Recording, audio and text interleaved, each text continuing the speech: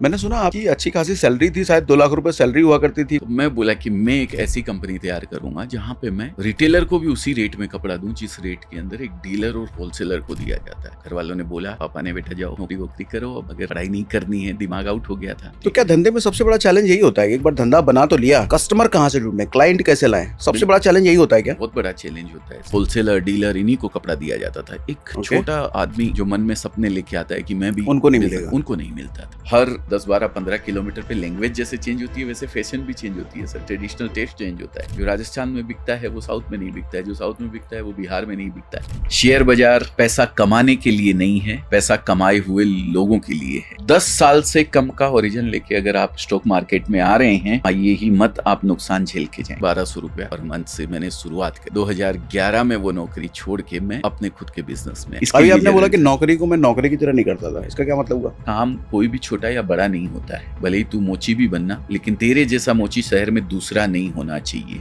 क्या फर्क होता है एक मारवाड़ी में और एक नॉन मारवाड़ी में? इसलिए कहते हैं कि भाई जहां ने पहुंचे बैलगाड़ी वहां पहुंचे मारवाड़ी। उस मानसिकता से आप काम कर रहे हो तो कुछ नहीं बदलने वाला है, सिर्फ और सिर्फ आपके घर की सब्जी बदलेगी। अजय सर कैसे हैं आप? एकदम बढ़िया सर। मेरे चेहरे की स्माइल से ही आपको पता लग रहा होगा कितना खुश हूँ। एक्चुअली सर देखते नहीं है कि भाई सपने में आज किसी को देखा हो और वो फिर सुबह सामने आ जाए तो कितना खुशी होती है कि अरे यार, अरे बाप रे, ऐसे ही आपके लिए बिल्कुल सर। आपको हम देखते रहते हैं स्क्रीन पे और आज सामने बैठा हूँ सर। Thank you sir. बड़ी खुशी है, बहुत खुशी है सर। आप अजय देवगन के फैन हो क्या? आपका हेयर स्टाइल और मूछें थोड़ी। अच्छा नहीं ऐसा कुछ नहीं है सर। वो रैंडम अजय देवगन का फैन भी हूँ, ऐसा भी नहीं है। बहुत सारी फिल्में देखी है। पहली फिल्म वो मोटरसाइकिल वाली ऐसे। अच्छा, दो टांगों पे, मतलब दो टांगों को मोटरसाइकिल के ऊपर अपनी टांगे फैला के, वो बहुत बड़ा जोरदार सीन था। आपका हेयर स्टाइल और मूछें थोड़ी मिलती हैं अच्छा देवगन से। ठीक है। नहीं, फिल्म इंडस्ट्री का शौक है। अच्छा है। हाँ, बचपन आपने बताया भी जाने का शौक था आपका, लेकिन हो नहीं पाया। एक्चुअली सूरत इसीलिए आया था सर। ओके। कि मुंबई पास में है, तो डायरेक्ट मुंबई क्यों नहीं गए? मुंबई में कोई था नहीं। अच्छा। फाइनेंशियल कंडीशन ऐसी नहीं थी कि भाई मुंबई जाके रह लें, फिर देखें, व्यवस्था करें। सूरत में नौकरी करनी थी आके। बिजनेस टेक्सटाइल का जो था वहाँ चलता था, उसी में हमारे जिया जी काम करते थे वहाँ पे, तो बड़े भैया भी नौकरी करते थे, तो भी जाके करनी थी नौकरी। मैंने सुना आपकी अच्छी खासी सैलरी थी, शायद 2 लाख रुपए सैलरी हुआ करती थी, उसको छोड़ करके आप धंधे में आए? जी बिल्कुल बिल्कुल। ये ऐसा क्यों? ये एक्चुअली मैं जॉब करता था सर, टेक्सटाइल में ही एक लीडिंग कंपनी थी वहाँ पे सूरत में। 19 साल मैंने जॉब किया सर। 1200 रुपए से मेरी नौकरी शुरू हुई थी। 19 साल आपने जॉब किया है? Yes sir. तो आपकी उम्र क्या है अभी? आप बताइए सर, सबके सामने पूछ रहे हैं, लड़कियां नहीं बताती। 40-45 लग रहा है। एक्चुअली हीरो बनना है सर। 40 के आसपास लग रहा है मुझे। 52 ईयर्स मेरी एज है सर। अरे गजब। अभी एक्चुअली नया करवा के आया हूँ कुछ दिन पहले ही। नया क्या? 3 स्टंट लगवाए हैं। अच्छा तो थोड़ा एज और कम हो गई 10-1 साल, तो इसलिए आपको उतनी लग रही है। स्टंट लगने से एज कम हो जाती है क्या? हाँ, ऐसा बोलते हैं, बोले कि हार्ट और ज्यादा बढ़िया काम करने लगता है। मेरा तो अच्छा हार्ट था। उन्होंने बोला थोड़ा प्रॉब्लम है और अच्छा कर देते हैं इसको। ओके, लेकिन चेहरे की ग्लो कम नहीं हुई आपकी, वो बरकरार है। मेरा मानना है सर, ये बाहर से नहीं आती है, अंदर से आती है। अंदर अगर साफ सुथरापन है, रिलैक्स हैं आप, और यहाँ कचरा नहीं भर के रखते हैं, तो ग्लो अपने आप आ जाएगा। और ये ग्लो लोगों को लगना चाहिए, मेरे को नहीं। यहाँ का कचरा मतलब? तो मजा आए। ये दोनों कान के बीच में सोने की खान है सर। लोग यहाँ कचरा भर के रखते हैं, जबकि यहाँ तो सोना होना चाहिए सर। कैसे, थोड़ा एक्सप्लेन कीजिए इसको। मुझे आपसे कोई कुछ आपकी बात मुझे गलत लगी है, मैं उसको दिमाग में लेके बैठा रहता हूँ जिंदगी भर, तो ये कोयला भरना है उसके अंदर। मैंने आपको कह दिया सर यार ये गलत लगा है मेरे को, हो सकता है आपको 1 मिनट के लिए बुरा लगे, बस वहीं खत्म हो गया मैटर। आगे दोबारा हमेशा मिलेंगे तो रिलैक्स होके मिलेंगे ना। ये चीज है। लोग ऐसी ऐसी बातों को, मेरे को उसने अपने खाने पे नहीं बुलाया, अपनी पार्टी में नहीं बुलाया, गया तो मेरे को पूछा नहीं उसने मेरे को, ये सब चीजें यहाँ भर के रखते हैं सर। डिपॉजिट होकर के सड़ जाता है सर, और यही बदबू आती है अंदर आती है, तो वो फिर ग्लो बाहर कहाँ से आएगा? ये रिलैक्स रहिए, मस्त रहिए एकदम। ये सब चीजें कुछ भी नहीं है सर। एक दिन सब कुछ यहीं छोड़ के चले जाना है। किसने पूछा, किसने नहीं पूछा, और पूछ भी लिया तो लोगों का काम है कहना, कहते रहेंगे सर। अपने आप में मस्त रहिए बस। ठीक है, तो कैसे आए धंधे में आप? बस मैंने 11th पास करी थी सर, और 12th के लिए कॉलेज थी हमारी उस समय, वो 10+2 लागू नहीं हुआ था उस समय। मेरे को एग्जाम के टाइम पे मैंने पीईटी एग्जाम जो एक्स्ट्रा वो होता है कोर्स, वो करके इंजीनियरिंग के लिए मैंने किया था, लेकिन सेंटर दूसरी जगह आने की वजह से मैं वो एग्जाम दे नहीं पाया क्योंकि तबीयत मेरी खराब हो गई थी। ओके। तो घर वालों ने बोला, पापा ने, बेटा जाओ नौकरी वोकरी करो, अब अगर पढ़ाई नहीं करनी है, दिमाग आउट हो गया था। तो फिर एक गुवाहाटी मेरे ब्रदर रहते थे, नौकरी करते थे, एक ब्रदर सूरत रहते थे। फिल्मों का शौक था, तो मैंने कहा गुवाहाटी जाएंगे तो मुंबई से बहुत दूर हो जाएंगे, तो सूरत चलते हैं, वहीं कुछ कर लेंगे, नौकरी शोकरी जो भी करनी है। सूरत पहुंचेंगे तो फिर मुंबई भी पहुंच जाएंगे। तो बस ऐसे फिर आया सूरत। 6 महीने मैंने दलाली करी और फिर एक लीडिंग कंपनी के अंदर जॉब किया सर। 1200 रुपया पर मंथ से मैंने शुरुआत करी सर अपनी नौकरी की। ओके। 2011 में वो नौकरी छोड़ के मैं अपने खुद के बिजनेस में आया। और 2011 में जब छोड़ा तो 2 लाख रुपए सैलरी थी? 2 लाख रुपए सैलरी थी उस समय। 2 लाख रुपए थी और बॉस बोले थे कि यार मत छोड़, मैं और भी कुछ कर दूंगा। मैंने कहा नहीं, अब तो कुछ अपना करना है। जो एक मन के अंदर थोड़ा सा टीस थी कि लोग वहाँ आते थे सूरत बहुत सारे सपने लेके कि हमें भी टेक्सटाइल का बिजनेस करना है। उन लोगों को कोई वहाँ पे बल्क डीलिंग होती है सर, होलसेलर डीलर, इन्हीं को कपड़ा दिया जाता था। एक छोटा आदमी जो मन में सपने लेके आता है कि मैं भी, उनको नहीं मिलेगा, उनको नहीं मिलता था सर। आज भी ऐसा ही है क्या? आज भी ऐसा ही है सर, अब थोड़ा चेंज हुआ है सर। तो आपने कैसे जगह बनाई ऐसे में? मैं जहाँ नौकरी करता था सर, 19 साल मैंने नौकरी करी, तो वहाँ मुझे भी मना करना पड़ता था क्योंकि सिस्टम वही था। तो कितने लोग आते थे और बोलते थे कि सर हमें एक एक सेट करके माल चाहिए, मना कर देते थे कि नहीं। अच्छा, इसी सेक्टर में आप जॉब भी कर रहे थे? इसी सेक्टर में, यही सेक्टर था सर, इसी में। तो हमें मना करना पड़ता था, मजबूरी थी, सिस्टम बनाया हुआ था। तो लोग मायूस होकर वहाँ से चले जाते थे। पूरे सूरत में उनको कोई 2, 4, 5 लोग देते भी थे, तो वो रेट का फर्क कर देते थे कि रिटेलर के लिए ये रेट है और होलसेलर के लिए ये रेट है। तो मैं बोला कि मैं एक ऐसी कंपनी तैयार करूंगा जहाँ पे मैं रिटेलर को भी उसी रेट में कपड़ा दूं जिस रेट के अंदर एक डीलर और होलसेलर को दिया जाता है। ओके। तो ये मन में एक भावना लेके, हालांकि सब कुछ ठीक था, 2 लाख रुपए पर मंथ मिल रहे थे, जरूरतों के साथ साथ कुछ इच्छाएं भी पूरी हो जा रही थी उनसे। 2 लाख रुपए 2011 में बहुत बड़ी बात थी सर। हाँ।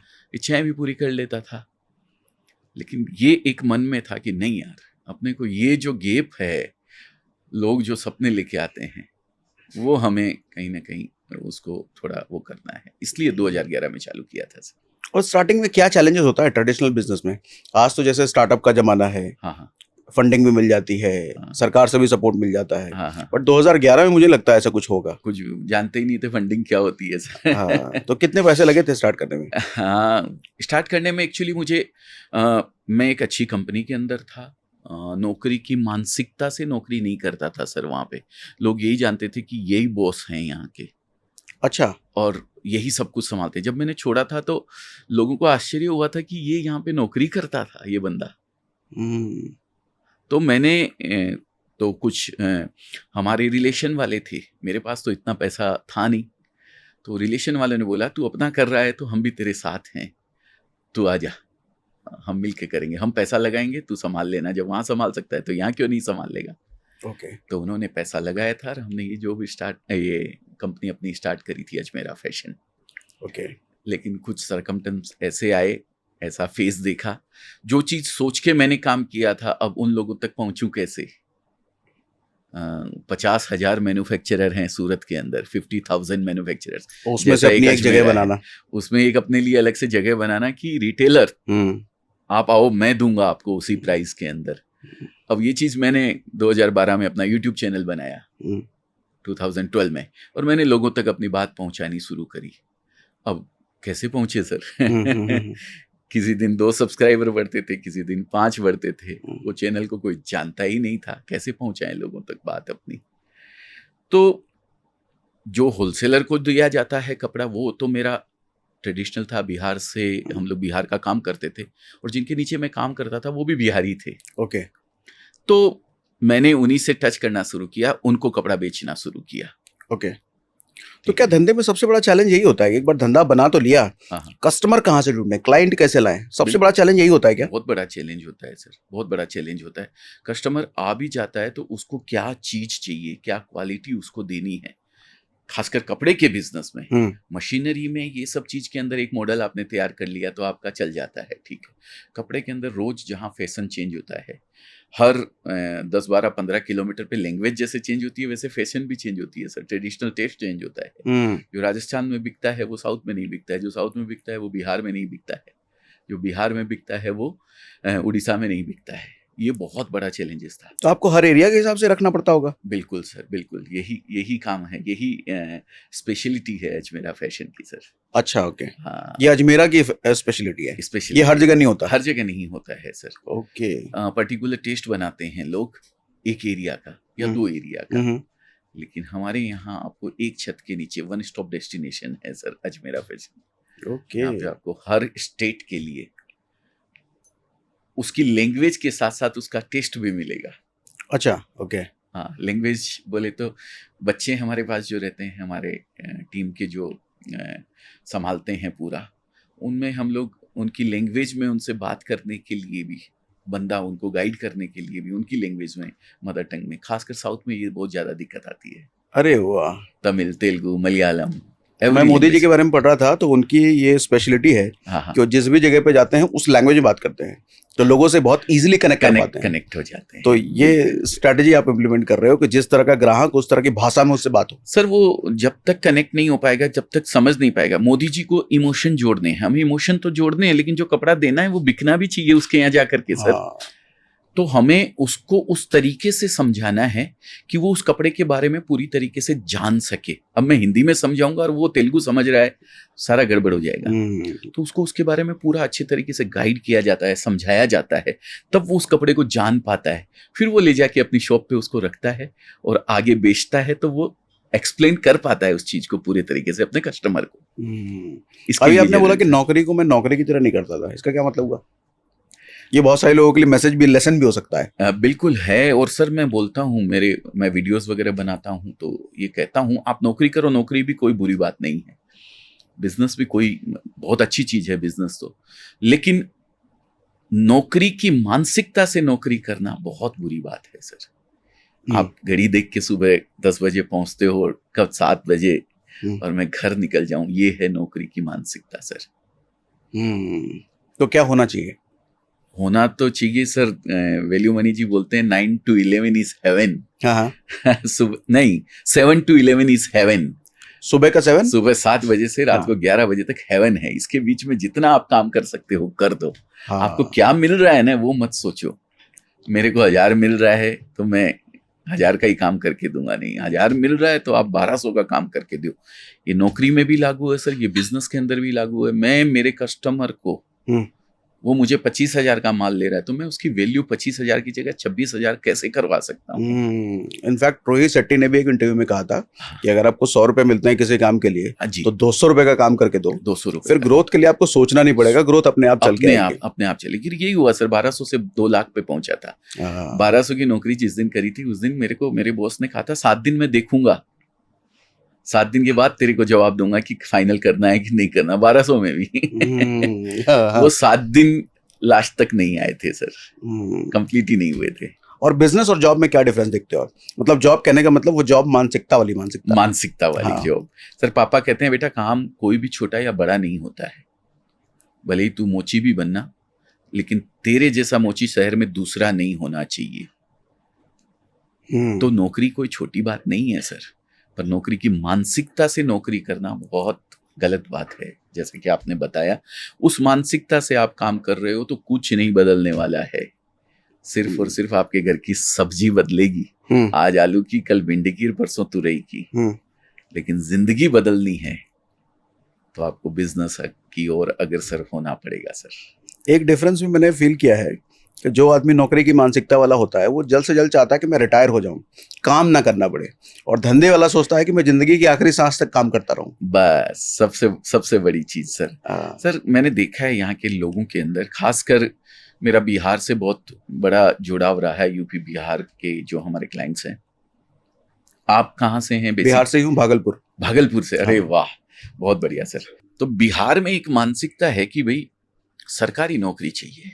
हाँ, पूरी जिंदगी जो है 30-30 40 साल वो सर के बाल उड़ जाते हैं उनके, पर नौकरी ढूंढना बंद हाँ। नहीं करते हैं। और उस सरकारी नौकरी पाने का पर्पस एक ही होता है हाँ हाँ, कि काम नहीं करना पड़ेगा, कि बस एक बार मेहनत करके नौकरी लग जाए और जिंदगी भर फिर काम नहीं करना पड़ेगा। सर काम करना तो ऐसा है सर, नौकरी में आप 30 साल तक रगड़ते रहते हो, लेकिन बिजनेस के अंदर आपने 1000 दिन अगर दे दिया ना, 999 दिन मैं कहता हूं 999 डेज आपने दे दिए, तो 1000वां दिन आपका होगा, कोई रोक नहीं सकता।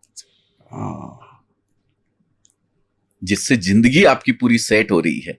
वो 3 साल आप थोड़ी तकलीफ नहीं झेल सकते हो, लेकिन 30 साल 40 साल वो तकलीफ झेल लोगे नौकरी वाली। सर बिजनेस आप 99 डेज किसी भी सेक्टर से आप हो, अगर आपने 999 दिन उसको दे दिया है, लगभग 3 साल उसको दे दिया है ना, तो चौथा साल या जो 1000वां दिन है वो आपका होगा, कोई रोक नहीं सकता है, चैलेंज के साथ। तो क्यों नहीं दे पाते लोग, क्या लगता है आपको? सेफ जोन में चले जाते हैं सर। महीने वाले आखिरी दिन जो है, या तो 31 तारीख को, नहीं तो 1 तारीख को मैसेज आता है, टिक 50,000 आपके अकाउंट में क्रेडिट हो गए। हा। फिर 25 तारीख को थोड़ी, तो 5 दिन तकलीफ होती है। 25 दिन तो आराम से बीत गए ना, चलो कोई बात नहीं है, 5 दिन और निकाल लेंगे। ये सेफ जोन छोड़ना पड़ेगा सर। मेरे छोड़ने का कारण ये था कि मुझे लोगों को जोड़ना था अपने साथ में, उन लोगों को जो शायद सपने लेके आते हैं, बिजनेस करने का मन बना के आते हैं, इसलिए मैंने वो सेफ जोन छोड़ा था। आप मारवाड़ी हो क्या? हाँ जी सर, बिल्कुल। ओके, हाँ, मारवाड़ी वाला वीडियो मैंने आपका देखा भी था। क्या फर्क होता है एक मारवाड़ी में और एक नॉन मारवाड़ी में, सोच में फर्क होता है, बाकी और कोई फर्क नहीं होता है। सब, हाँ, वही तो जिंदगी बदलती है। अंदर परमात्मा विराजमान है, चाहे मारवाड़ी हो, चाहे हिंदू, मुस्लिम हो, सिख हो, ईसाई हो, सर किसी में कोई फर्क नहीं है। मैं खाली इतना मानता हूं कि एक सामाजिक व्यवस्था को बनाए रखने के लिए सेक्शंस बना दिया। मैं जब 10th में था ना सर, तो स्टूडेंट्स ज्यादा हो गए थे, तो 10th A बना दिया, 10th B बना दिया, 10th C बना दिया। बस वही एक व्यवस्था है, ये समाज को, सामाजिक व्यवस्था ढांचे को बरकरार रखने के लिए, कि हिंदू, मुस्लिम, सिख, ईसाई, मारवाड़ी, गुजराती, ये सब, बाकी सब के अंदर ऊपर वाला विराजमान है आत्मा के रूप में, सब एक बराबर है। मारवाड़ी अगर कर सकता है तो कोई भी कर सकता है। पर मारवाड़ी की मानसिकता से शुरू में एक बिजनेस का वो कीड़ा रहता है यहाँ पे, कि मैं नौकरी नहीं करूं बस। तो आमतौर पे क्या फर्क आप देखते हो, एक मारवाड़ी, चूंकि आप मारवाड़ी हो, हाँ, जो बाहर वाले आपको नहीं, बाहर वालों में नहीं दिखता होगा आपको? सर एक्चुअली एजुकेशन लेवल का थोड़ा सिस्टम अलग होता है, कि घर पे आप जब आए हैं स्कूल से पढ़ के घर पहुंचे हैं, तो बात जो होती है खाने पे बैठ के, वो बिजनेस की बात होती है, फालतू की बातें नहीं होती है सर। नौकरी वाली एक जो बात होती है वो एक अलग बात हो जाती है, लोगों के बारे में बात करना है, अरे आज इस पड़ोसी के यहाँ ये आ गया, आज उसके यहाँ ये आ गया, आज उस रिलेशन वाले ने ये कर लिया। हमारे घर में सर कभी भी जब भी बात होती थी तो यही बात होती थी बिजनेस के बारे में, पैसे के बारे में। पैसे के बारे में। क्या ये गलत नहीं है छोटे बच्चों के सामने सिर्फ पैसे की बात करना? पैसे की बात, पैसे सर बहुत मायने रखता है। कहते हैं कि सब कुछ पैसा नहीं है, लेकिन बहुत कुछ है सर। मैं अगर किसी को कुछ हेल्प भी करना चाहता हूं ना, तो पहले मेरे पास होगा तब मैं किसी की हेल्प कर पाऊंगा, नहीं तो नहीं कर पाऊंगा सर। मेरा दिल कितना भी बड़ा है, मैं बहुत कुछ करना चाहता हूं लोगों के लिए, समाज के लिए, लेकिन मेरे ही पास कुछ नहीं है, तो मैं क्या कर पाऊंगा किसी के लिए। मैंने देखा है मारवाड़ी में चैरिटी की फीलिंग बहुत रहती है, चैरिटी बहुत करते हैं वो जी। ऐसा सच है क्या, सारे ही होते हैं ऐसे? नहीं, ऐसा नहीं है, थोड़ा हार्ट लोगों का अलग होता है करने का। मारवाड़ी के बारे में आपने सुना भी होगा, कंजूस बहुत होता है। हाँ, कंजूस होता है, लेकिन फिर भी चैरिटी करता है। फिर भी चैरिटी करता है। तो ये अलग अलग थिंकिंग है अलग अलग लोगों की।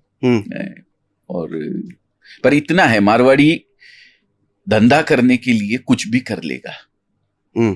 उसको अपना घर छोड़ के दूसरी जगह, मैं भी राजस्थान सिक्कर से छोड़ के सूरत आया था, बिजनेस के लिए आया था, धंधे के लिए आया था, भले ही वो नौकरी करनी पड़ी मुझे, लेकिन ऐसा नहीं है कि अगर वहां जहां वो बैठा है वहां उसको कुछ नहीं मिल रहा है तो वो दूसरी जगह नहीं जा सकता है, वहीं बैठे बैठे पिसता रहेगा जिंदगी भर, वो नहीं है। मारवाड़ी में ये चीज है, इसलिए कहते हैं कि भाई जहां ने पहुंचे बैलगाड़ी वहां पहुंचे मारवाड़ी,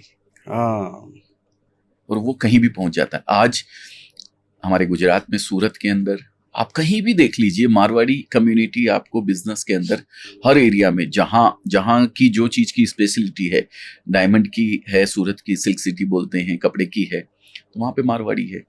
बॉम्बे में मारवाड़ी है, बेंगलोर में मारवाड़ी है, सब जगह मारवाड़ी आपको मिल जाएगा सर। रिस्क टेकिंग कैपेबिलिटी बहुत होती है, रिस्क लेने की सोच बिल्कुल बिल्कुल होती है सर। और रिस्क मैं कहता हूँ कैलकुलेटिव रिस्क लेना चाहिए सर।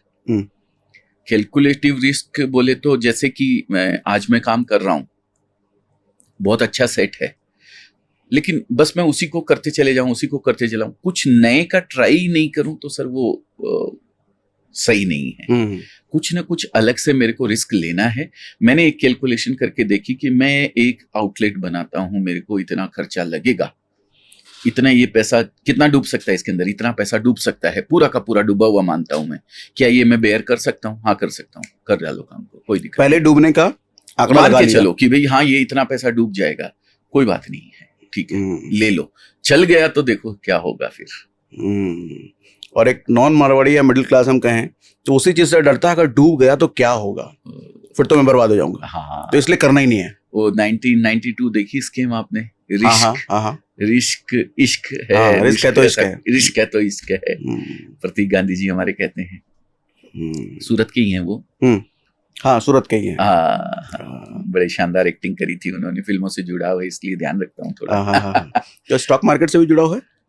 हाँ करता हूँ इन्वेस्टमेंट। ओके, तो स्टॉक मार्केट में कुछ स्ट्रेटेजी वगैरह फॉलो करते हो इन्वेस्टमेंट के? स्ट्रेटजी सर ऐसा है कि स्टॉक मार्केट मैंने आज से नहीं सर, मैं लगभग निफ्टी जब 800 पे था तब से मैं स्टॉक मार्केट से जुड़ा हुआ हूँ सर। 800 का मतलब हो गया 2000। हाँ 1999 से स्टॉक मार्केट में जुड़ा हुआ हूँ सर। 2007 में मेरा 44 लैक्स का पोर्टफोलियो मैंने 9 लैक्स में सल्टाया था। 44,000 का 9 लाख, 44 लैक्स का, अच्छा 44 लाख 9 लाख में। हाँ 44 लाख का पोर्टफोलियो 9 लाख में सल्टाया था। मुझे बिजनेस करना था 2011 में, तो मतलब लॉस में रहा था। इसलिए एक चीज कहता हूं, शेयर बाजार पैसा कमाने के लिए नहीं है, पैसा कमाए हुए लोगों के लिए है। मेरी बात को थोड़ा सा मैं डिस्क्राइब करता हूं। शेयर बाजार से आप अगर ये सोचते हैं कि मेरे दिन भर का खर्च चल जाएगा, मेरे महीने का खर्च चल जाएगा, तो बिल्कुल शेयर बाजार में मत आइएगा। शेयर बाजार में वो पैसा लगाइएगा जो आपको ऐसा लगता है कि अब इस पैसे की मुझे जरूरत नहीं है, ये पैसा गया तो गया। मतलब पैसा कमाए हुए लोगों के लिए है, जिनको अपना पैसा कुछ डुबाना है। ये समझ के आप शेयर बाजार में आइएगा तो आप शेयर बाजार से पैसा कमा सकते हैं, नहीं तो नहीं कमा सकते हैं। मतलब जिनके पास पैसा है वही पैसा बना सकते हैं। बिल्कुल, जिसके पास पैसा है और उस पैसे को भूलने की कैपेबिलिटी उनके पास में है कि मैं भूल गया 10 साल के लिए, अब मुझे नहीं चाहिए। फिर मैंने 2011 में वो पोर्टफोलियो 44 लाख का 9 लाख में सल्टाया था, और मुझे पता था क्यों सल्टाया है, क्योंकि वो मुझे पैसे की जरूरत थी उस समय, धंधा करने के लिए। इसलिए मैंने, क्योंकि वो 9 लाख रुपए भी मेरे लिए बड़ी बात थी, और वही मैंने 2020 में 31 मार्च 2020 को मैंने वापस शुरू किया था यही काम, शेयर बाजार का काम। तो अभी किस में, स्टॉक में, म्यूचुअल फंड या कुछ और? दोनों, SIP भी है सर, और म्यूचुअल फंड भी है। पर वो पैसा लगाता हूँ जिस पैसे को मुझे मेरे बच्चे के पोते उठा के देखें कि आज उसकी क्या वैल्यू है। मतलब लार्ज कैप ओनली बोल जाता हूँ, नहीं लार्ज कैप भी, मिड कैप भी, स्मॉल कैप भी, अच्छा सब में करता हूँ। लोग सोच भी नहीं सकते हैं, शायद मैं वीडियोस देखता हूँ तो बातें सुनता हूँ लोगों की कि 10 स्टॉक 15 स्टॉक आपके पोर्टफोलियो में होने चाहिए। 300 स्टॉक मेरे पोर्टफोलियो के अंदर है सर। मैं वापस उठा के देखता भी नहीं हूं कि वो जीरो हो गया है कि क्या हो गया है। आज मेरा बड़ा पोर्टफोलियो है सर, SIP, और वो मतलब पुस्तकों के लिए रखा है, अपने इस्तेमाल के लिए नहीं? कुछ नहीं, वो भूल गया, वो पैसा है मेरे पास, ये सोच के ही लगाता हूँ सर। मतलब बेचने के लिए नहीं बेचने और मुझे लगता है सही सोच भी यही है कि स्टॉक मार्केट में पैसा डाल रहे हो तो वो अगली जनरेशन के लिए छोड़ो। बिल्कुल सर। 10 साल से कम का ओरिजिन लेके अगर आप स्टॉक मार्केट में आ रहे हैं तो मैं कहता हूँ आइए ही मत, आप नुकसान झेल के जाएंगे। बिल्कुल आपको नहीं आना चाहिए। आप वो पैसा, आपकी रद्दी बेच के आपको जो पैसा मिलता है ना, उस पैसे को आप इसमें डाल दीजिए, आप कमा के निकलेंगे और भूल जाइए कि भाई ये पैसा मेरा है। थोड़ा आपके इन्वेस्टमेंट के बारे में जानना चाहूंगा, अगर आपके नहीं तो आपके पर्सपेक्टिव क्या है इन्वेस्टमेंट के बारे में, वो जैसे रियल एस्टेट या स्टॉक मार्केट, क्या ज्यादा प्रेफर करते हैं आप?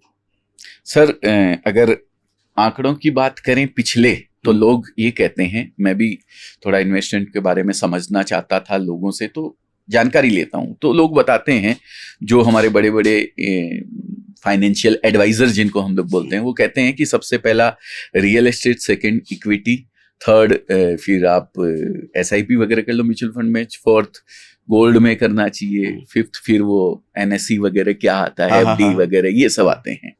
पर मैं इनसे ऊपर भी एक चीज मानता हूं सर, और वो बिजनेस। बिजनेस से बड़ा इन्वेस्टमेंट जो आपको अच्छा रिटर्न दे सकता है, वो ना इक्विटी है, ना गोल्ड है, ना ये क्या बोलते हैं रियल एस्टेट है, कोई भी नहीं है सर। बिजनेस अगर आप सेट कर लेते हैं, जिसके लिए कि मैंने बोला कोई भी बिजनेस 999 डेज आप उसको दे दीजिए, पूरा पुरुषार्थ के साथ आप अगर उसको दे देते हैं, तो उससे बड़ा इन्वेस्टमेंट कोई नहीं है सर। शायद इसलिए कि रियल एस्टेट हो, स्टॉक मार्केट पे हो, उसकी ग्रोथ पर आपका कोई कंट्रोल नहीं है, कोई कंट्रोल, लेकिन आपके धंधे पर तो पूरा ही आपका कंट्रोल है। 100% सर। आप अगर कहीं नौकरी कर रहे हैं या कहीं भी लगा रहे हैं, उसका 10% से आपको रिटर्न मिलता है या 20% से आपको रिटर्न मिलता है, वही 20% का ग्रोथ अगर आप बिजनेस में करते हैं, मेरी सेल मान लीजिए 100 आज सेल है, 20% के ग्रोथ से वो सेल बढ़ती है ना मेरी, तो मेरे खर्चे उस स्पीड से नहीं बढ़ेंगे सर, तो मेरी कमाई का आकलन आप देखिए कितना होगा। तो आप तो जैसे धंधे के साथ साथ दूसरों को भी धंधा करने का मौका देते हो। हाँ बिल्कुल, है ना? तो उस धंधे में क्या आप जो कह रहे हो कि धंधा कितना % बढ़ा सकता है, क्या वो धंधा करके आदमी उसको वैसा ले जा सकता है? सर कपड़े का बिजनेस, जो बिजनेस की मैं बात कर रहा हूं, किसी भी और धंधे की बजाय इसमें सबसे ज्यादा रिटर्न है सर। ऐसा है क्या? हाँ जी। तो बताओ, मुझे बताओ। कैसे? सर अगर हिंदुस्तान की बात करूं, आप कहां तक पहुंच सकते हैं वो आपकी उसके ऊपर डिपेंड है। 140 करोड़ ग्राहक हैं सर आपके पास में। हर एक इंसान को जब वो पैदा होता है तब से लेके मरता है तब तक कपड़ा चाहिए उसको। एक सेकंड भी बिना कपड़े के नहीं रह सकता है। रात को सोएगा तो अलग कपड़े पहनेगा, दिन में अलग कपड़े पहनेगा, पार्टी के लिए अलग कपड़े चाहिए, उसके लिए अलग चाहिए। और अब तो ये इंडस्ट्री सर फैशन से जुड़ चुकी है। हाँ। और जो अब जरूरत नहीं रही है, अभी फैशन बन गया है। अब फैशन बन गया है सर। पहले तन ढांपने के लिए माना जाता था। लोग बड़े बुजुर्ग कहते थे रोटी कपड़ा और मकान। आज मकान नहीं होगा चलेगा, रोटी ठीक है चल जाएगा, एक टाइम भी खा लिया चल जाएगा, पर इसके बगैर सर एक सेकंड नहीं रह सकता है आदमी। और मैं 140 करोड़ की बात कहता हूँ, मैं कहता हूँ 800 करोड़ ग्राहक आपके पास है। आप कहाँ तक पहुंच सकते हो, आप में ताकत होनी चाहिए। आज 32+ कंट्रीज के अंदर हम लोग एक्सपोर्ट करते हैं सर। थोड़ा आपका वाला मॉडल समझाओ ना, ये कैसे होता है, क्या करते हैं उसमें? हम मैन्युफैक्चरिंग करते हैं सर, हमारा जो मॉडल है, लेकिन हम लोगों को बिजनेस करने के लिए मोटिवेट करते हैं। मोटिवेट क्या करते हैं, ये बिजनेस की खूबसूरती है सर, वो लोगों को बताते हैं कि ये बिजनेस अगर आप चाहो तो घर से भी 25-30 हजार रुपए लगाकर शुरू कर सकते हो। कैसे?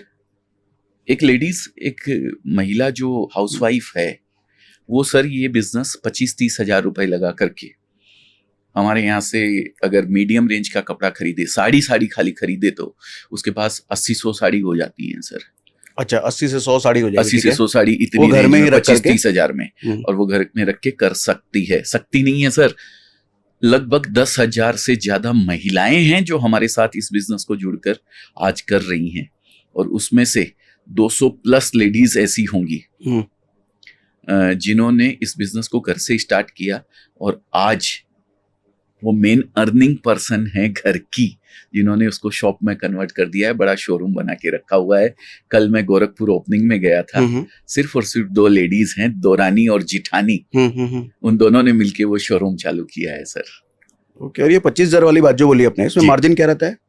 इसमें मार्जिन, एक महिला जो है घर से बिजनेस करती है तो 25 से 30% हमारे कपड़े के अंदर जोड़ के बेचती है सर, 25 to 30% तक ऐड करके।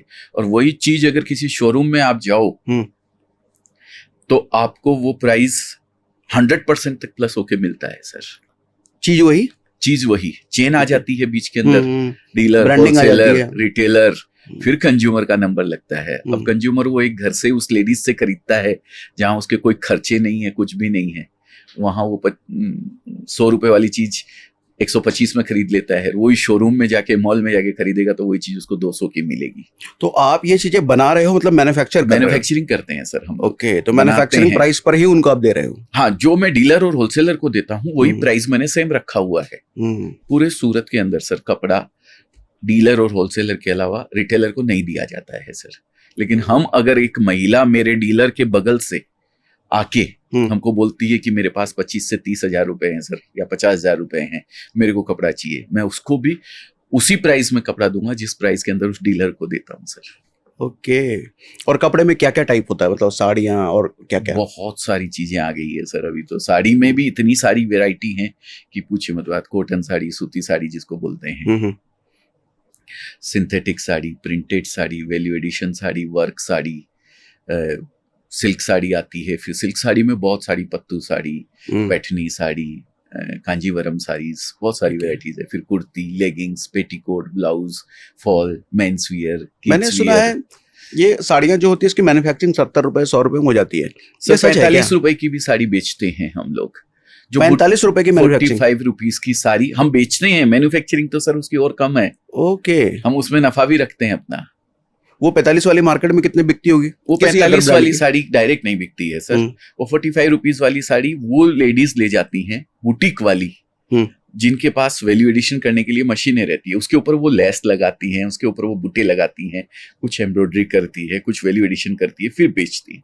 इस तरीके से वो तो साड़ी कितने की बन जाएगी? 250 की भी बिकती है, 200 की भी बिकती है वो साड़ी। उस पे खर्चा कितना किया है उसके ऊपर डिपेंड रहता है। डायरेक्ट पहनने वाली जो साड़ी होती है लगभग 99 रुपीज से साड़ी होती है, जो हमारे यूपी बिहार में तो खूब बिकती है। डायरेक्ट पहनने वाली साड़ी जो होती है। और मान लो कोई 25,000 रुपए लगा के कोई लेडी शुरू कर रही है, मान लो अगर नहीं बेच पाती है, तो उसमें भी कोई सपोर्ट होता है आपका? सर देखिए, इसमें 2 तरीके की बातें होती हैं। अगर हमारी कोई मिस्टेक है, हमारी कोई गलती है, कुछ कटा फटा चला गया है, डैमेज चला गया है, वो हमारा है। उसके लिए एक पैसे का नुकसान कस्टमर को नहीं होने दूंगा, हमारे कस्टमर को। लेकिन ये शेयर बाजार तो है नहीं कि भाई 1200 में रिलायंस के 100 शेयर खरीदे, 1500 हुआ बेच दिए। अब 25,000 का कपड़ा ले गए हैं तो 25,000 का कपड़ा बिकेगा नहीं सर।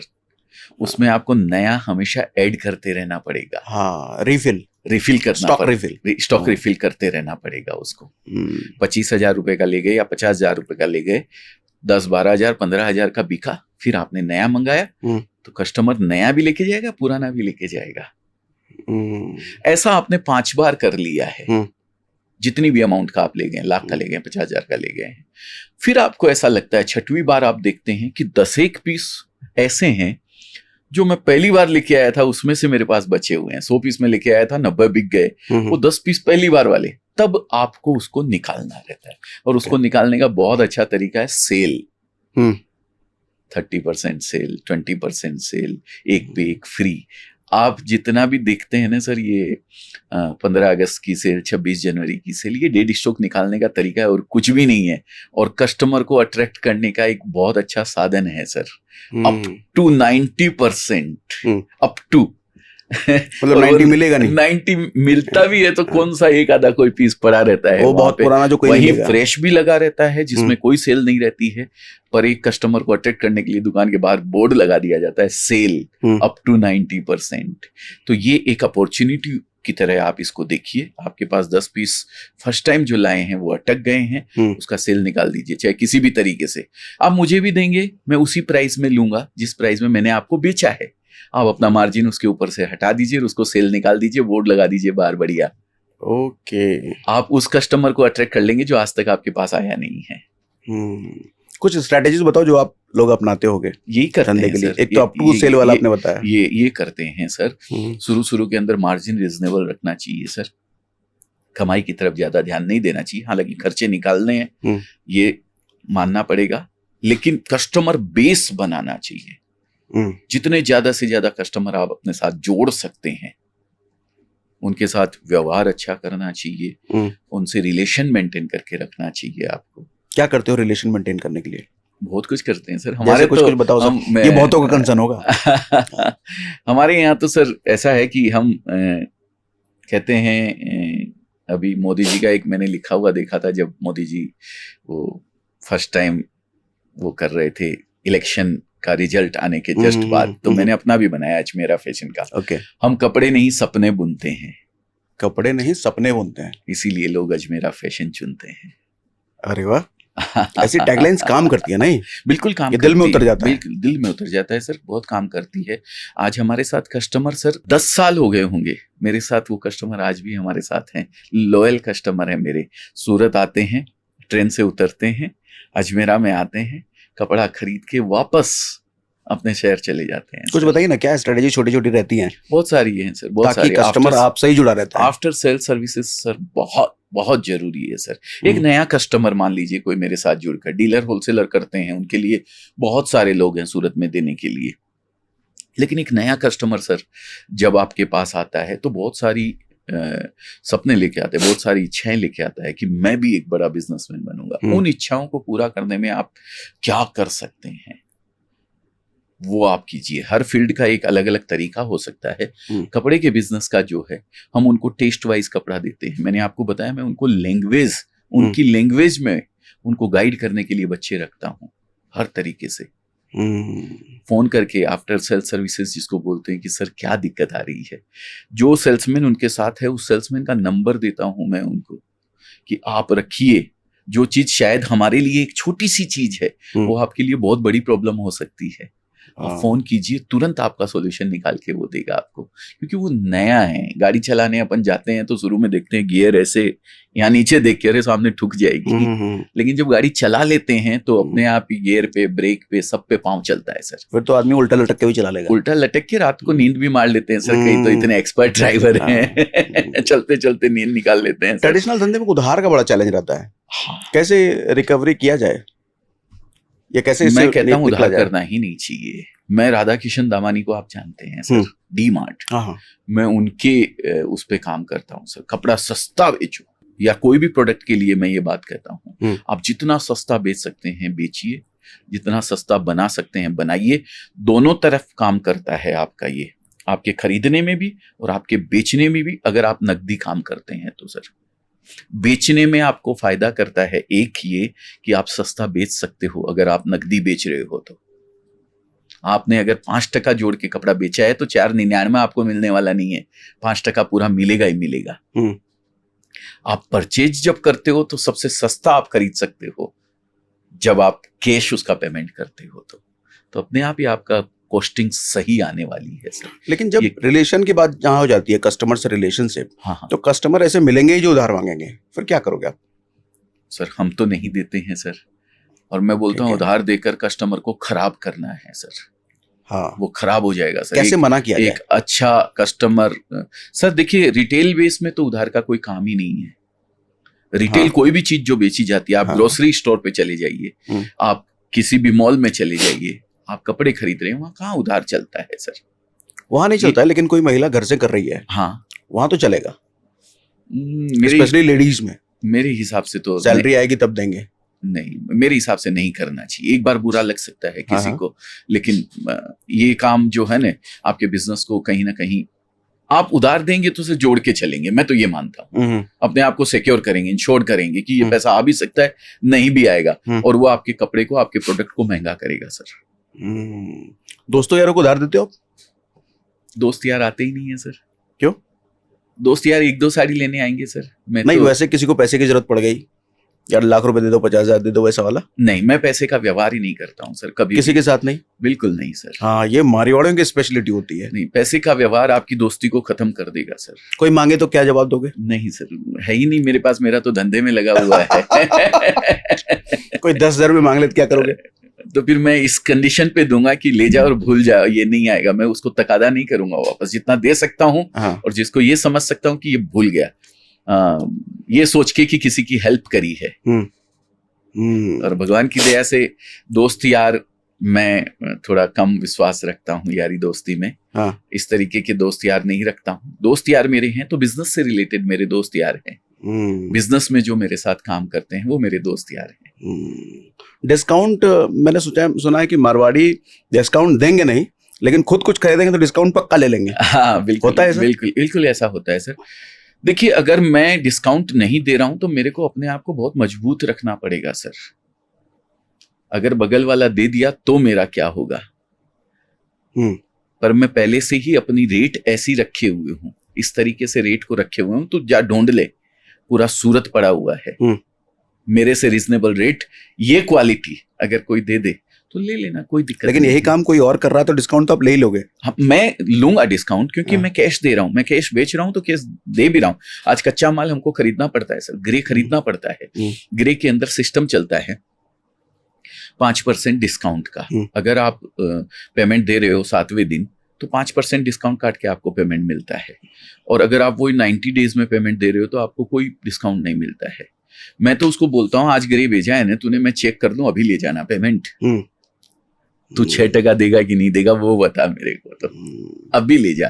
क्योंकि उनका वो बाजार के अंदर उधार का सिस्टम चलता है, उनको भी पैसे का रोटेशन के लिए, बिजनेस के रोटेशन के लिए पैसा चाहिए होता है और हम वो देते हैं सर, इसीलिए सस्ता बेच पाते हैं। मेरे एक मित्र हैं, वो उनके ससुर जी बड़े एक्सपर्ट हैं डिस्काउंट लेने में, और डिस्काउंट लेने के लिए रिश्ते निकालते हैं। अच्छा, कहाँ से हो, किसके हो, वो ढूंढेंगे, मतलब कि रिश्ता कैसे किसी तरीके से निकल जाए। तो पहले तो प्लेन डिस्काउंट मांगेंगे, क्या दोगे।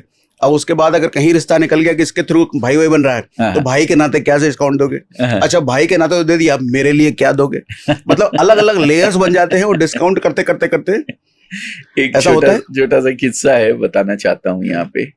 एक ससुर की दुकान थी, जवाई उसके यहाँ जाता था और साड़ी की दुकान थी, चलिए ऐसा मान लीजिए। बोले ये साड़ी दे दो, ये साड़ी दे दो। ये क्या रेट की है? बोले ये 300 रुपए की। बोले नहीं कम करो, कम करो। अरे बोले अच्छा ठीक है 250 दे देना। बोले नहीं और कम करो, और कम करो। इतनी बार्गेन करता था और पैसा देता नहीं था। एक दिन ससुर जी गुस्सा आ गया, बोले जवाई जी आप पैसे तो देते नहीं हो, इतनी बार्गेन क्यों करते हो? बोले यार आप तो बोले ससुर जी मैं ये चाहता हूं आपको कम से कम नुकसान हो। ओके। तो आप भी करते होगे बार्गेन? नहीं, ऐसा नहीं है, कोई बार्गेन नहीं है सर। हमारे यहाँ जो फिक्स सिस्टम है, एक ही सिस्टम है। एक डीलर जो 1 करोड़ का कपड़ा साल में बेचता है, अगर कोई महिला आके हमारे यहाँ से बिजनेस शुरू करना चाहती है, या एक रिटेलर जो ऑलरेडी शॉप करके रखा हुआ है किसी होलसेलर से खरीद रहा है, कोई भी आ जाए, एक ही प्राइस है सबके लिए। कम से कम 2 लाख से ज्यादा SKUs मेरे पास हैं जो हम बेचते हैं वहां पे। पॉसिबल भी नहीं है मेरे लिए करना। हाँ, अगर कोई आर्मी से है, नेवी से है, या जो एयरफोर्स से है, कोई हमारे जो राष्ट्र सेवा में लगे हुए हमारे जवान हैं, उनके परिवार से कोई बिजनेस करने के लिए हमारे पास आता है, या वो खुद बोलते हैं कि मैं रिटायर होने के बाद ये बिजनेस करना चाहता हूं, तो उनके लिए 2% डिस्काउंट का एक प्रोविजन रखा हुआ है। वो अलग से वो डिस्काउंट देते हैं हम लोग। वो डिस्काउंट सबको पता है। अजमेरा फैशन के अंदर ये डिस्काउंट एक मिलिट्री वाले के लिए, आर्मी वाले के लिए है। ये अच्छा है, कोई दूसरा बोलता भी नहीं है। ये भी पुलवामा अटैक के बाद किया सर हमने। ओके। जब वो पुलवामा अटैक हुआ था, 44 जवान अपने शहीद हुए थे सर। एक भी उनके पार्थिव शरीर जब उनके यहाँ पहुंचे थे, उनके गांव में, एक का भी घर पक्का मकान नहीं था सर। सबके कच्चे मकान थे, सब गरीब थे। तो उसी समय मैंने पेपर में पढ़ा था 60,000 जवान जो है हर साल रिटायर होते हैं। तो मुझे लगा ये लोग करते क्या होंगे, तो क्या मैं इनके लिए कुछ कर सकता हूँ। तो मुझे लगा कि इनको मैं मोटिवेट करके अगर बिजनेस करवाऊं, तो वो मोटिवेशन ही है सर। 2% एक मोटिवेशन है कि अजमेरा में किसी को कुछ नहीं मिलता है, मेरे को लेकिन मिल रहा है। तो वो एक बिजनेस करने के लिए, और बहुत सारे मिलिट्री जवान उनके परिवार से हमारे साथ हैं जो बिजनेस कर रहे हैं सर। हालांकि जो वो करते हैं मैं सैल्यूट करता हूँ। -45 में भी +45 में हमारे राष्ट्र की रक्षा करते हैं। हम यहाँ बैठ के बात कर रहे हैं, उन्हीं की बदौलत शांति से बात कर पा रहे हैं। No doubt. वो इतना करते हैं, उसके सामने ये 2% कुछ भी नहीं है सर। आज अजमेरा कितना बड़ा है? किस वाइज पूछ रहे हैं? परिवार वाइज? परिवार वाइज भी, पैसे वाइज भी परिवार और हमारा अजमेरा के आज फाउंडर अजय लगभग अजमेरा जी कितना नोट छापते हैं? आंकड़ों में मैं बिलीव नहीं करता हूं सर, नोटों के आंकड़े में, लेकिन आज हमारा परिवार कम से कम 1.25 लाख कस्टमर हमारे साथ जुड़े हुए हैं, जिनमें होलसेलर, डीलर, रिटेलर और महिलाएं और हमारी फ्रेंचाइजी ओके, सब हमारे साथ जुड़कर बिजनेस कर रहे हैं। एक फ्रेंचाइजी को एक कस्टमर बोल रहे हो आप? हाँ, एक फ्रेंचाइजी को एक कस्टमर है। ओके, ऐसे 1.25 सब- लाख लोग। खाली फ्रेंचाइजी नहीं, हाँ, एक सब मिला लेडीज के भी, रिटेलर भी। एक होलसेलर भी, एक रिटेलर भी, एक डीलर भी और फ्रेंचाइजी भी आएगी। फ्रेंचाइजी की अगर बात करें तो लगभग 180 आउटलेट्स फाइनल हो चुके हैं, जिन्होंने हमको टोकन मनी दे दिया है, और 55 प्लस आउटलेट्स ऑपरेशनल हैं, चालू हो गए हैं, जहां पे माल जाता है, बिकता है, और खरीदी आती है, फिर जाता है, बिकता है, कंटिन्यू। फ्रेंचाइजी कॉस्टिंग पे बात कर सकते हैं? हाँ, कर सकते क्या हैं। आती है? अलग अलग मॉडल हैं, 3-4 अच्छा, मॉडल है। मैं, आप अगर इजाजत देंगे तो एक नंबर दूंगा फ्रेंचाइजी ठीक का, है, वो नंबर आप डिस्क्रिप्शन में दे दीजिएगा, किसी को भी अगर ठीक है, कुछ ऐसा लगता है तो वो ठीक कर सकते हैं। पर इसके अंदर कुछ 10% करीब जो फुली मॉडल रहता है, जैसे 57 लाख रुपीस का एक मॉडल है, तो 10% करीब उसकी फ्रेंचाइजी फी रहती है। 20 लाख रुपीस उसका लगभग वो रहता है, क्या बोलते हैं, इंटीरियर का फी, ओके, और लगभग बाकी जो अमाउंट बचती है उसका हम माल देते हैं उनको बेचने के लिए। तो मतलब 20 लाख रुपए मान लें जिसकी एमआरपी starting cost? 35% प्लस होती है। ओके, तो 35% स्टार्टिंग 40% 20 लाख मान लें, 25-30 लाख। 25-30 लाख रुपए में हाँ। एक फ्रेंचाइजी स्टार्ट हो गई। फ्रेंचाइजी की अगर पहले मॉडल की बात करें तो 12.5 लाख 13 लाख रुपए में स्टार्ट हो जाता है। अच्छा, हाँ, ओके, 12.5 और उसमें 13 लाख में 20-30% एक मार्जिन दुकान- भी आपने बोला? हाँ, 35% मार्जिन सर, 35%। 35%। ओके, तो लाख रुपए में बंदा 30,000 कमा लेगा। 30,000 कमा लेगा सर, बिल्कुल। हाँ, तो इतने स्टोर्स हैं, 1.25 लाख कस्टमर्स टोटल हैं हमारे पास में। और अगर सोशल मीडिया प्लेटफॉर्म जो हम एक फैमिली की बात करें तो आज हमारे साथ लगभग मेरे ख्याल से 10 लाख से ज्यादा लोग जुड़े हुए हैं। यूट्यूब चैनल की बात करूं तो 5.5 लाख फॉलोअर्स, सब्सक्राइबर्स हमारे हैं। इतना बढ़िया बोलते हो, अब कैसे नहीं जुड़ेंगे लोग? इतना सॉफ्ट। सर, उन्हीं का प्रेम है, उन्हीं का एक वेल विशेष है, सबकी दुआएं हैं। बातों में आपकी भारीपन भी है और सॉफ्टनेस भी है, ये बड़ा कम होता है। Thank you sir, thank you very much sir. Wonderful. कुछ और बताओ ना मारवाड़ी के बारे में। आप मतलब बहुत कम लोग मारवाड़ी मिलने जुलने वाले होते हैं, आप मारवाड़ी, मैं सोच रहा हूँ कुछ निकले अंदर से, गुड़ रहस्य मेरे जो को आम लोगों में नहीं होता। मेरे को तो सर बिहारियों में रहस्य लगता है सर। क्या ऐसा, क्या ऐसा? बिहारियों में बहुत बहुत जबरदस्त सर, एक वो मैं बोलता भी हूँ, मैंने 20 साल सर बिहारी के अंडर में काम किया ना, तो मैं बिहारियों से बहुत ज्यादा टच में रहा, बहुत ज्यादा। मैंने पटना, मुजफ्फरपुर, सब जगह कपड़ा बेचा, भागलपुर, समस्तीपुर, आरा, हर जगह। और आज मेरे सबसे ज्यादा स्टोर, मुझे गर्व है बताते हुए, बिहार में सबसे ज्यादा स्टोर 55 स्टोर्स में से ये समझिए कम से कम 7-8 स्टोर, 10 स्टोर करीब बिहार में ओपन हुए हैं सर। मेरे लिए बहुत बड़ी बात है, और बिहार का मौका छोड़ता नहीं हूँ सर। मैं टेकारी ओपनिंग हुई थी, वहां भी गया था, और अभी कल पटना ओपनिंग हुई है एक दिन पहले, तो वहां भी गया था सर। तो क्या स्पेशली लगती है आपको बिहारियों में? बिहारी कहते हैं ना, 100 एक बिहारी 100 पे बारी। मेहनती बहुत होते हैं सर, बहुत मेहनती होते हैं सर। उनके जितना मेहनत करने वाला, उनको दिशा देने वाला अगर कोई मिल जाए ना, भोले होते हैं, बहुत सीधे होते हैं, भोले होते हैं। हाँ बिल्कुल सर। अगर उनको दिशा देने वाला कोई मिल जाए ना, तो उनसे ज्यादा बिहार को मतलब और नाम रोशन करने वाला कोई नहीं है सर, अपने स्टेट का नाम। लेकिन साथ में ये भी एक मोटी चमड़ी वाले होते हैं, तभी तो मेहनती हो सकते हैं सर। जिसकी चमड़ी मोटी होगी ना, वही मेहनत कर सकता है सर, और नहीं कर सकता है। हम मेरे जो बिहारी बॉस थे, हम लोग सर जब सीजन चलती थी, लगन की सीजन बहुत ज्यादा मायने रखती थी हमारे लिए। उस समय हम लोग नाइट करते थे, 15 दिन नाइट करते थे सर, 15 डेज महीने के अंदर। कैसे? सुबह 9:50 पे ऑफिस खोलता था मैं, रात को खाना खाने घर जाता था 10 बजे, खाना खा के वापस आ जाता था, सुबह 5 बजे वापस घर जाता था सर। थोड़ी देर रेस्ट किया और फिर 9:50 पे शॉप खोल ली। उस दिन फिर नाइट नहीं करते थे, फिर दूसरे दिन वापस नाइट करते थे। तो 15 डेज नाइट भी करते थे, इतना भयंकर काम। हमारे पास जो हमारी टीम थी, उनमें बहुत ज्यादा बिहारी लोग थे। आज भी हमारे पास बिहार से बहुत काफी लोग जुड़े हुए हैं, जो हमारे 350 प्लस लोग हैं, तो उसमें से 100 लोग बिहार से होंगे सर। जो हमारी टीम का हिस्सा है। वो लोग इतना मेहनतानु है, इतना मेहनती हैं, रात दिन कुछ नहीं देखते हैं सर, काम करते हैं सर। ये बात तो है। तो ये मैं खुद भी मानता हूँ। वो बॉस भी हमारे साथ नाइट करते थे सर, रात भर रहते थे। ऐसा नहीं कि खाली हम ही लोग करते थे, वो भी रहते थे। और वो मोटिवेट करते थे नाइट करने के लिए कि यार काम है, अभी काम है, मिल रहा है तो कर लो, कोई बात नहीं है, आराम तो फिर कर लेंगे, बाकी के 9 महीने आराम करेंगे। उस समय कपड़ा लगन में बहुत ज्यादा बिकता था। आज तो सर कपड़ा 12 महीने बिकता है। एक खासकर वुमेन्स वियर की बात करता हूँ सर। एक लेडीज एक साड़ी में अगर सेल्फी ले लेती है ना, तो दूसरे फंक्शन के लिए अलग चाहिए उसको फिर। इसीलिए मैं कह रहा हूँ 140 करोड़ ग्राहक आपके पास हैं, आप अगर कपड़े का बिजनेस करते हो तो। लेडीजों को ज्यादा टारगेट करते हैं कपड़ों के लिए, ऐसा क्या? वुमेन्स वियर ज्यादा बिकता है सर, ज्यादा बिकता है। कारण है, आप अलमारी अपनी खोल के देख लीजिएगा, आपकी कितनी ड्रेस मिलेगी अलमारी में और भाभी जी की कितनी साड़ियां मिलेगी। वो सेपरेट 2 अलमारी है मेरे घर में, तो वो सिर्फ उन्हीं का है, और मेरा जो है उसमें भी आधा उन्हीं का है। अच्छा तो बस तो 2.5 हो गया। यही हो गया सर, यही कंडीशन है सर। और सर सोशल मीडिया को इन दिनों आप कैसे यूज करते हो?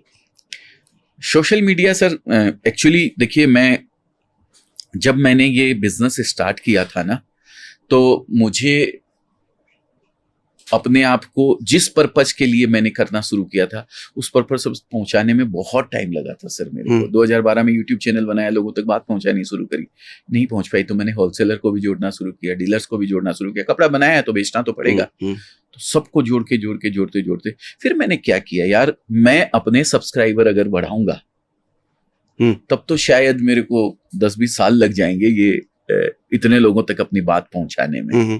तो मैंने क्या किया, मैंने उनको ढूंढा जिनके सब्सक्राइबर हैं ऑलरेडी, उसको बुलाया और उसको बताया कि मैं ऐसा काम कर रहा हूं भाई, तेरे 1 लाख फॉलोअर्स हैं या 50,000 फॉलोअर्स हैं, उन लोगों तक मैं बात पहुंचाता हूं। तेरे को एक कंटेंट मिल गया, ठीक है, और मेरे को मेरी बात पहुंचाने का मौका मिल गया। उनके साथ कोलैबोरेशन किया और अपनी बात को लोगों तक पहुंचाया, तो लोग जुड़ते चले गए। वो जो मेरे अंदर एक टीस थी कि एक रिटेलर जो आता है या एक छोटा जिसको बिजनेस करने के सपने लेके आता है, वो नहीं पहुंच पा रहा है मेरे तक। आज मेरा एक है जो कपड़ा देने को तैयार है आपको उसी प्राइस के अंदर जिस प्राइस में डीलर को देता है। वो बात जब लोगों तक पहुंचनी शुरू हुई तो लोग जुड़ते चले गए। तो आप देखते हो कि ट्रेडिशनल जो वे ऑफ एडवर्टीजमेंट है, बोर्ड, न्यूज़पेपर, उससे कहीं ज्यादा बेहतर रिजल्ट इसमें आता है कोलैबोरेशंस में। सर सोशल मीडिया तो सर कहीं ज्यादा जबरदस्त पावर है सर। कहते हैं जंगल में मोर नाचा किसने देखा। आप कोई भी और वे ढूंढ लीजिए उस जंगल में मोर को नाचते हुए दिखाने का, वो इतना कॉस्टली गिरेगा कि पूछिए मत बात। पर मेरे को तो मेरी कॉस्ट भी कम रखनी थी, मेरे को अपने कपड़े की कॉस्टिंग नहीं बढ़ानी थी सर, रिजनेबल रेट में ही उसको बेचना था, तभी तो वो आगे ले जाके बेच पाएगा। तो इससे बढ़िया साधन कोई नहीं हो सकता था। हमारा अपना खुद का प्लेटफॉर्म है, यूट्यूब पे, फेसबुक पे, इंस्टाग्राम पे, जितने भी चैनल्स हैं, सोशल मीडिया है। मैं सोशल मीडिया ये समझता हूं सर, सोशल मीडिया को आपको यूज करना चाहिए, आप सोशल मीडिया का यूज मत होइए, गुलाम मत बनिए, सोशल मीडिया मत बनिए, अपने धंधे के लिए इस्तेमाल कीजिए। बहुत पावर है इसके अंदर, अपनी बात को पहुंचाने के लिए इस्तेमाल कीजिए। जो भी आप पहुंचाना चाहते हैं वो बात अगर आप इसके थ्रू पहुंचाते हैं तो बहुत लोगों तक पहुंच सकती है सर वो बात। थोड़ा सा मैं रिस्क पे और जानना चाहूंगा। मारवाड़ियों में रिस्क टेकिंग कैपेबिलिटी बहुत होती है, ये होता कैसे है सर? जैसे कि मैंने बताया, कैलकुलेटिव रिस्क लेनी चाहिए, और हमेशा कहता हूं, क्योंकि रिस्क तो देखिए घर से बाहर निकलने में भी रिस्क है सर। कोई मोटरसाइकिल वाला आएगा, ठोक ठाक के चला जाएगा, मर जाओगे, तो घर से निकलना थोड़ी बंद कर सकते हैं। कैलकुलेटिव रिस्क लेनी चाहिए कि मैं सेफ तरीके से रोड पार करूंगा और जाऊंगा। मैं इसका एक एग्जाम्पल मैंने अपने ऊपर ही देना चाहूंगा सर। मैं जब ये किया था तो लगभग 2019-20 की बात है, लोगों की बहुत डिमांड आ रही थी, सर अजमेरा का आपका इतना नाम है, आप इतने अच्छे प्रोडक्ट देते हो, आप हमें अपना नाम दे दो, हमें फ्रेंचाइजी दे दो, हम फ्रेंचाइजी रिटेल आउटलेट अपने नाम से, आपके नाम से। फ्रेंचाइजी नहीं शुरू हुआ था? नहीं, फ्रेंचाइजी हमारा शुरू नहीं हुआ था। वो दे दो, हम आपके नाम से दुकान करना चाहते हैं, तो आपके नाम से हमारा कपड़ा भी बिकने लग जाएगा, लोगों को पता लगेगा। अब हमें मैन्युफैक्चरिंग का नॉलेज है सर, हमें तो आज तक रिटेल का अनुभव ही नहीं था कि रिटेल कैसे एक एक पीस बेचा जाता है। तो हमने क्या किया, अपना एक आउटलेट किया लखनऊ आलमबाग के अंदर, 5,000 स्क्वायर फीट का एक आउटलेट किया, रिटेल का आउटलेट। 2020 में उसकी ओपनिंग करी थी सर। उसके बाद 2 कोविड झेले। मैंने आपको बताया था ना सर कि 999 डेज आप किसी भी बिजनेस को दे दीजिए, 1000वां दिन आपका होगा। 9 मतलब 3 साल लगभग। 3 साल लगभग। ये मैंने 2 कोविड झेले सर उसकी ओपनिंग के बाद। 2020 में 2 महीने तक स्टोर बंद रहा, 2021 में 2 महीने तक स्टोर बंद रहा, और कोविड में सब कुछ फेल हो गया था सर। 2 साल 2.5 साल तो धंधा चला ही नहीं था। तब जाके तीसरे साल उस स्टोर से हम लोगों ने कमाई शुरू करी थी। ओके, 2 साल तक लॉस में रहे। 2 साल तक लॉस में रहे सर, बिल्कुल एकदम। घर से बैठे पगार देनी पड़ी थी, 20 स्टाफ रखे हुए थे, तो वो उनको सबको सैलरी दी। तो वो एक कैलकुलेशन करके मैंने रिस्क ली थी कि मैं इतना पैसा लगा रहा हूं, 3 करोड़ रुपए डूब जाएंगे, कोई बात नहीं है। और कोविड आया और ये हुआ भी सर, तकलीफ आई उसके अंदर, सब कुछ झेला। लेकिन तीसरे साल जब वो प्रॉफिट में आया, तब हम लोगों को कॉन्फिडेंस आ गया कि कोई भी रिटेल आउटलेट आज मैं चला सकता हूँ, मेरा प्रोडक्ट दे करके, मेरे रेट वगैरह, मेरी क्वालिटी दे करके। तब हमने फ्रेंचाइजी देना स्टार्ट किया सर, आज के 1.5 साल पहले। ओके, 1.5-2 साल पहले। आज लगभग 180-85 आउटलेट फाइनल कर चुके हैं हम लोग, और 55 प्लस आउटलेट, जैसा कि मैंने बताया। ओके, 1.5 साल में ही हुआ है। 1.5 साल में ये हुआ है सर। अभी IPO आ रहा है हमारा। क्या बात कर रहे हैं? हाँ जी। अरे तो बताना मुझे पहले ही। अरे कब की प्लानिंग है? DRHP फाइल चालू कर दिया है हमने। डॉक्यूमेंट्स वगैरह पूरे भेज रहे हैं। लगभग दिसंबर के पहले उम्मीद है कि हम लोग वो BSC में जाके वो बजाते हैं ना सर। एक क्रेज है सर। अजमेरा फैशन का IPO। अजमेरा फैशन। मेरा सर लोगों तक, मैं एक गांव के लास्ट व्यक्ति तक पहुंचाना चाहता हूं अपने आप को। फिर वो करे या धंधा ना करे, लेकिन उसको पता होना चाहिए कि मेरे पास एक ऑप्शन अजमेरा फैशन तो लास्ट में बचा हुआ ही है। जितने में मैं मोबाइल खरीदता हूं, 25-30 हजार या 50 हजार में, उतने में ये बिजनेस तो मैं कभी भी शुरू कर सकता हूं। उस लास्ट व्यक्ति तक मुझे पहुंचना है। उसका एक तरीका, मेरे को कोई पैसे की इतनी जरूरत नहीं है कि मैंने पैसे के लिए IPO ला रहा हूं। मेरा मोटो, मेन मकसद है लोगों तक पहुंचने का। पहले मेरी प्रोप्राइटरशिप कंपनी थी, फिर पार्टनरशिप कंपनी हुई, फिर प्राइवेट लिमिटेड कंपनी हमने बनाई, अभी उसको लिमिटेड कर दिया है, अब पब्लिक लिमिटेड करने जा रहे हैं सर। तो उसका कारण यही है कि मैं हमारे देश के अंतिम व्यक्ति, लास्ट व्यक्ति तक पहुंच पाऊं। उसके मन में एक ये विश्वास तो एक इतना रहना चाहिए कि अगर कुछ भी नहीं हुआ ना, तो एक ये ऑप्शन तो अजमेरा फैशन वाला मेरे पास बाकी है, उससे तो काम चली जाए। जो कि बेसिक 25,000 रुपए से शुरू होता है। 25,000 रुपए सर। एक मोबाइल आजकल लोग 1.5 लाख का ले लेते हैं, तो क्या जो जिंदगी बदल सकता है आपका बिजनेस जिंदगी भर। और सर एक और चीज नौकरी और बिजनेस की बताना चाहूंगा। आप अगर नौकरी कर रहे हैं तो हो सकता है आपको जीरो से शुरू करना पड़े, और मैं अगर बिजनेस कर रहा हूं तो हो सकता है मेरे को भी जीरो से स्टार्ट करना पड़े। लेकिन जब आप 150 पे पहुंच जाओगे या 200 पे पहुंच जाओगे, और मैं भी 200 पे पहुंच जाऊंगा, तो हमारे बच्चे आके जब कंटिन्यू करेंगे तो आपके बच्चे को वापस जीरो से स्टार्ट करना पड़ेगा, और मेरा बच्चा उस 200 को वापस आगे ले जा रहा होगा। रियासत, नौकरी और बिजनेस की एक मेजर डिफरेंस जो है वो है। विरासत में आप अपने बच्चों को, बिजनेस अगर करते हो तो वो बिजनेस को आगे लेके जा सकता है। बच्चों के एक रहते हैं ना कि माँ बाप ने क्या दिया, तो एक धंधा बना करके दिया तो उनकी हेल्प मिल जाती है। हाँ। एक कहावत है धन संचय वाला, क्या है, पूत कपूत तो धन क्यों संचय, पूत सपूत तो धन क्यों संचय। इसको मानते हो? अच्छा, नहीं, मुझे लगता है बच्चों को कुछ बना के तो देना चाहिए। बिल्कुल बना के देना चाहिए। उनको संस्कार अच्छे देने चाहिए सर। ऐसे संस्कार देने चाहिए। पैसा में मायने नहीं रखता है सर। पैसा तो धीरू भाई के, अनिल अंबानी को कम देके गया था, हाँ, और मुकेश को ज्यादा देके गया था। बराबर था। एक ने बनाया, दूसरे ने डुबाया। एक ने बनाया, दूसरे ने खत्म कर दिया। ठीक है, वो समय होता है, एक फेज होता है। ऐसा नहीं है कि अनिल जी बर्बाद हो गए, फिर उठेंगे, फिर चलेंगे सर, ऐसा नहीं है। आज उनकी आने वाली जो पीढ़ियां हैं, उन्होंने एक ऐसा पीरियड देख लिया है। उनके दोनों बच्चे बहुत एक्सपर्ट हैं सर, अनिल जी के। ओके। और वो उसको फिर आगे लेके जाएंगे। ये समय होता है, फेज होता है, हर की जिंदगी में आने वाला है सर, हर आदमी की जिंदगी में आने वाला है। तो अगर तकलीफ आई है ना, तो मेरा मानना है कि ईश्वर आपकी पात्रता चेक कर रहा है कि आप कितना लेने के लायक हो। और जब तकलीफ एकदम बड़ी हो गई है ना, एकदम अंत, जब सहन करने वाली नहीं रही कि अब नहीं बर्दाश्त कर सकता, उस समय ये समझ लीजिए कि अब ईश्वर की आपको देने की बारी आ गई है। अब वो चेक कर चुका है कि भाई आप इतना लेने के लायक हो, अब दे दो इसको। तो जितनी ज्यादा बड़ी मुसीबत है, जितना ज्यादा समय खराब गया है ना, उतना ही ज्यादा जोरदार, कहते हैं ना, घनी अंधेरी रात के बाद सुबह होती है। और आज तक किसी रात की ऐसी ताकत नहीं कि वो सुबह को होने से रोक ले। सुबह तो होगी, बस उस रात को आपको झेलना है। तो आप मानते हो हर आदमी की जिंदगी में बुरा समय आता ही है? आया सर, मेरी जीवन में आया था सर। मैं डिप्रेस्ड हो गया था सर एक बार। धंधा शुरू करने के बाद वो जो मैंने सोच के बिजनेस किया था सर, मैंने बताया कि मैं एक रिटेलर को कपड़ा दूंगा, वो तक उन लोगों तक पहुंच ही नहीं पाया। होलसेलर जिनको जानता था, बिहार वाले, बस उन्हीं को कपड़ा बेच पाता था। तो कुछ ऐसा हुआ कि नुकसान हो गया।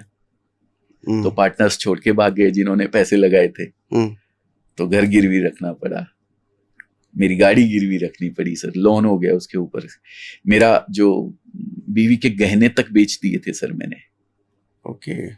लेकिन वो फेज मैंने अपने आप को स्टेबल रखा और यही सोचा कि ईश्वर आपके हाथ से कुछ ले रहा है तो कुछ बहुत बड़ा देने के लिए ले रहा है।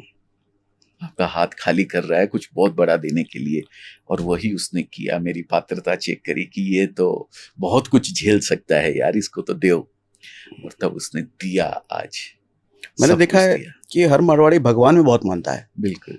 दिन शुरू होगा तो भगवान के नाम से। कुछ वजह होती है क्या? कर्म से ज्यादा ये लोग शायद ये मानते हैं कि ब्लेसिंग।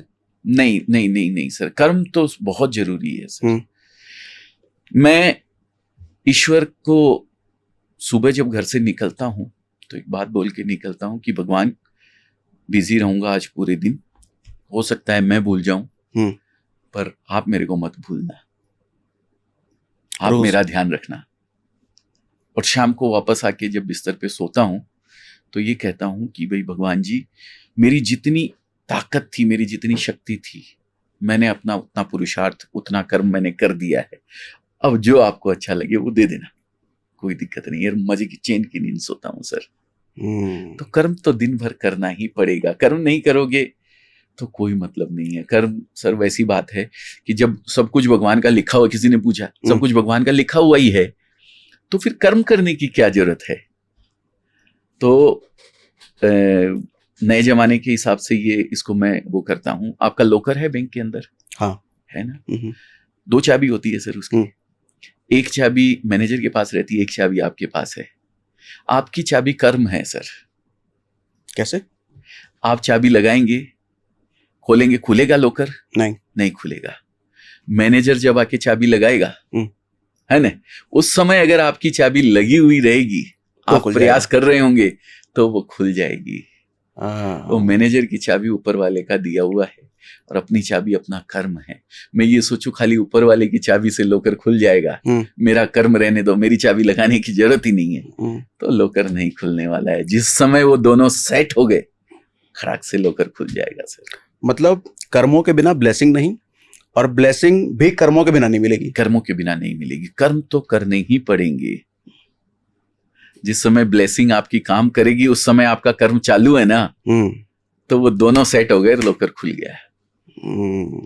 अमेजिंग, मजा आया आपसे बात करके। Thank you sir, thank you. मुझे भी बहुत अच्छा लग रहा है सर आपसे बात करके। आज तक स्क्रीन पे ही देखा था सर।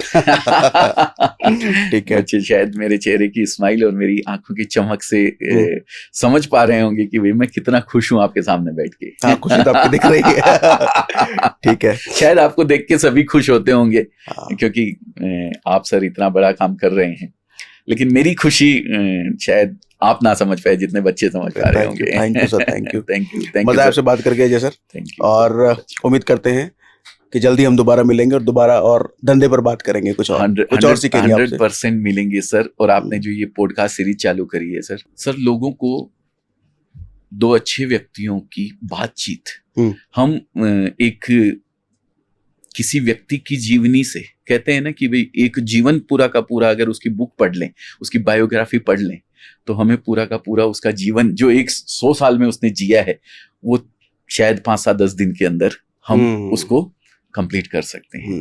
लेकिन आप वही चीज सर घंटे 1.5 घंटे के अंदर लोगों को उन तक वो पूरी की पूरी जीवनी उनकी पहुंचा देते हैं। अच्छे अच्छे लोगों को यहाँ प्लेटफॉर्म पे लेके आते हैं और उनका पूरा उन्होंने जो फेस से वो निकल करके एक मुकाम पे पहुंचे हैं उनको दिखाते हैं। बहुत कुछ सीखने को मिलता है सर लोगों को। बहुत बड़ा काम आप कर रहे हैं सर। Thank you sir. और बहुत अच्छा बोलते हैं आप फिर से। Thank you sir. Thank you very much. Thank you sir.